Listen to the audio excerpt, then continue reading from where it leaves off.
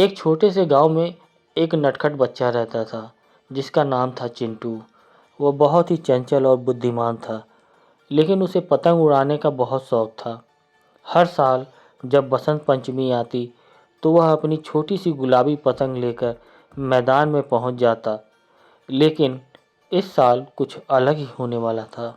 एक दिन चिंटू अपने दादाजी के पुराने सामान को टटोल रहा था।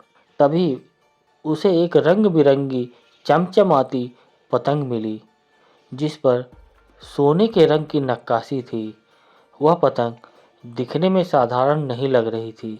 चिंटू ने उत्सुकता से दादाजी से पूछा, दादू दादू, ये पतंग किसकी है? दादाजी ने मुस्कुराते हुए कहा, बेटा, यह एक जादुई पतंग है, लेकिन इसे उड़ाना आसान नहीं है।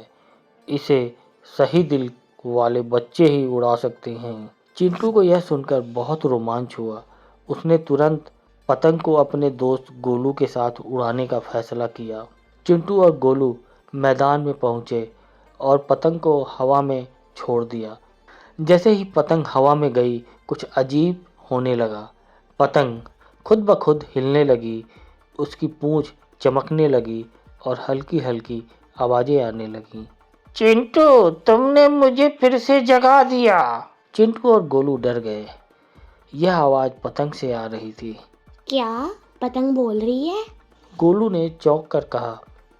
पतंग हंस पड़ी और बोली, हाँ, मैं एक जादुई पतंग हूँ। जो भी मुझे सच्चे दिल से उड़ाएगा उसकी हर एक इच्छा पूरी होगी।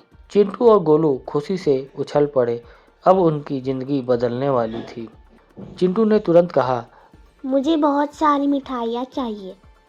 और धड़ाम, आकाश से मिठाइयों की बारिश होने लगी। गोलू ने कहा, मुझे सबसे बड़ा पतंग चाहिए जो कोई ना काट सके। और झट से उसकी पतंग बड़ी और चमकदार हो गई। लेकिन धीरे धीरे चिंटू को एहसास हुआ कि इच्छाएं पूरी होना मज़ेदार तो है, लेकिन मेहनत का असली मज़ा अलग होता है। अगले दिन चिंटू ने पतंग से कहा, मैं चाहता हूँ कि हमारे गांव के सभी बच्चे खुश रहें और कोई भी भूखा ना सोए। जादुई पतंग ने गांव में भरपूर अनाज और खुशहाली पैदा की। अब बच्चे खेल सकते थे, खाते पीते थे और सब खुश थे।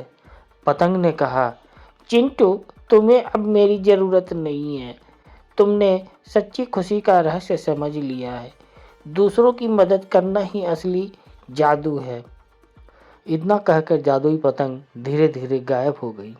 चिंटू और गोलू ने इस कहानी से एक बड़ा सबक सीखा। जादू से इच्छाएं पूरी हो सकती हैं, लेकिन असली खुशी मेहनत और दूसरों की मदद करने में ही है। अब हर साल बसंत पंचमी पर चिंटू और गोलू गांव के सभी बच्चों के लिए पतंग प्रतियोगिताएं करवाते, ताकि हर बच्चा हंस सके और खुश रह सके, क्योंकि असली जादू दिलों को जोड़ने में है। अगर ये कहानी आपको अच्छी लगी हो तो हमारे चैनल को ज़रूर सब्सक्राइब करें और लाइक करना ना भूलें। कमेंट करके ज़रूर बताएं कि आपको ये नैतिक शिक्षा कैसी लगी और आपको इस कहानी से क्या शिक्षा मिली। ज़रूर कमेंट करके बताएं और दूसरों को शेयर करना ना भूलें।